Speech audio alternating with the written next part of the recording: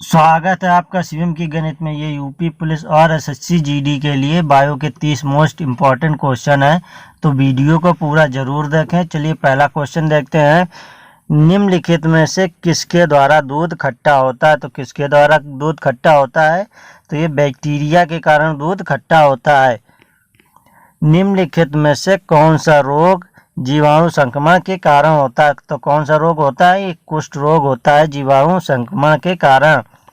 सर्वप्रथम विषाणु की खोज की थी, तो विषाणु की खोज सर्वप्रथम किसने की थी? वो की थी इवानोस्की ने की थी। किसने की थी? इवानोस्की ने की थी। चेचक के लिए टीके का विकास किया था, तो चेचक के लिए टीके का विकास किसने किया था? तो ये किया था एडवर्ड जेनर ने। किसने किया था? एडवर्ड जेनर ने किया था। दूध के दही के रूप में जमने का कारण क्या है? तो दूध के दही के रूप में जमने का कारण है लैक्टोबैसिलस। निम्न में से कौन स्वपोषी होता है? तो निम्न में से कौन स्वपोषी होता है? तो ये होता है शैवाल। शैवाल जो होता है स्वपोषी होता है। टिक्का रोग किसमें होता है? तो टिक्का रोग किसमें होता है? तो ये होता है मूंगफली में। टिक्का रोग मूंगफली में होता है। HIV द्वारा होने वाला रोग है, तो HIV द्वारा होने वाला कौन सा रोग है? तो ये रोग है आतशक। निम्नलिखित में से कौन सा रोग विषाणु के कारण होता है? तो कौन सा रोग विषाणु के कारण होता है? तो ये होता है चेचक, जिसे मिनी माता भी बोलते हैं। किस शैवाल से आयोडीन प्राप्त होता है? तो किस शैवाल से आयोडीन प्राप्त होता है? ये होता है आडोगोनियम के द्वारा। हाइड्रोफोबिया रोग उत्पन्न होता है, तो हाइड्रोफोबिया रोग किसके द्वारा उत्पन्न होता है? तो ये उत्पन्न होता है विषाणु के द्वारा। हाइड्रोफोबिया रोग विषाणु के द्वारा उत्पन्न होता है। तो निम्नलिखित में से किसमें एंजाइम्स नहीं होते हैं? तो निम्नलिखित में किसमें एंजाइम्स नहीं होते हैं? तो एंजाइम्स जो होते हैं वो होते हैं विषाणु में नहीं होते हैं। एंजाइम्स विषाणु में नहीं होते हैं। कुत्ते के काटने से जिस विषाणु के द्वारा घातक रोग उत्पन्न होता है क्या कहलाता है? तो वो क्या कहलाता है? वो हाइड्रोफोबिया कहलाता है। हाइड्रोफोबिया का मतलब हमें पानी से डर लगने लगेगा।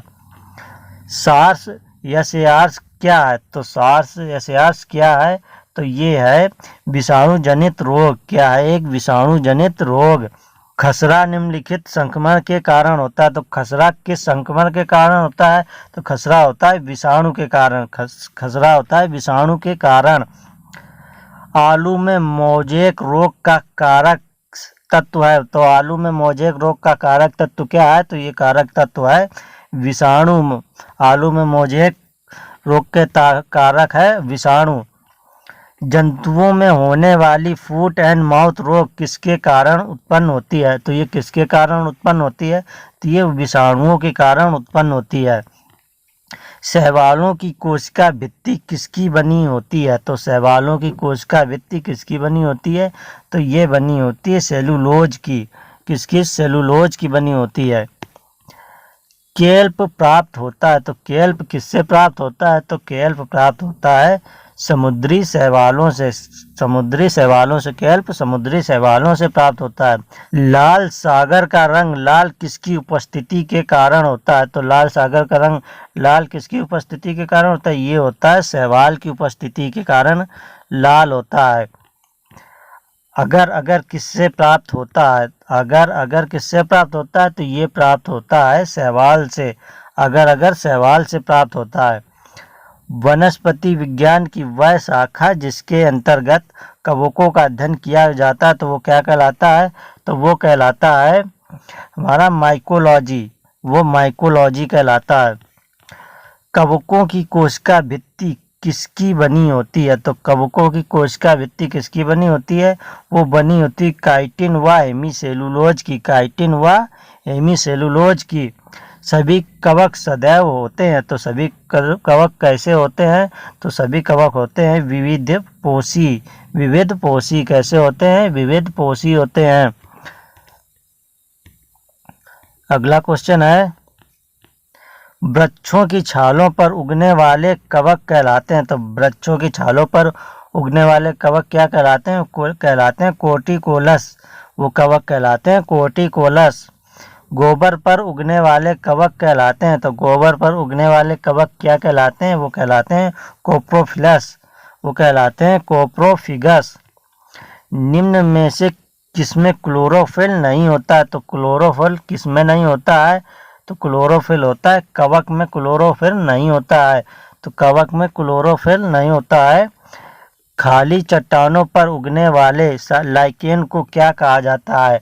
तो खाली चट्टानों पर उगने वाले लाइकेन को क्या कहते हैं? सेक्सिकोलस कहते हैं। क्या कहते हैं? सेक्सिकोलस कहते हैं। जापान में लोग किस लाइकेन को सब्जी के रूप में खाते हैं? तो जापान में लोग किस लाइकेन को सब्जी के रूप में खाते हैं? तो वो खाते हैं इंडोकार्पन को सब्जी के रूप में खाते हैं। मिर्गी की औषधि किस लाइकेन से प्राप्त होती है? तो मिर्गी की औषधि किस लाइकेन से प्राप्त होती है? तो ये प्राप्त होती है परमेलिया से। किससे? परमेलिया से प्राप्त होती है। तो वीडियो अच्छी लगी तो लाइक करें और ऐसे ही क्वेश्चन से देखने के लिए चैनल से जुड़े रहें और चैनल को सब्सक्राइब करें।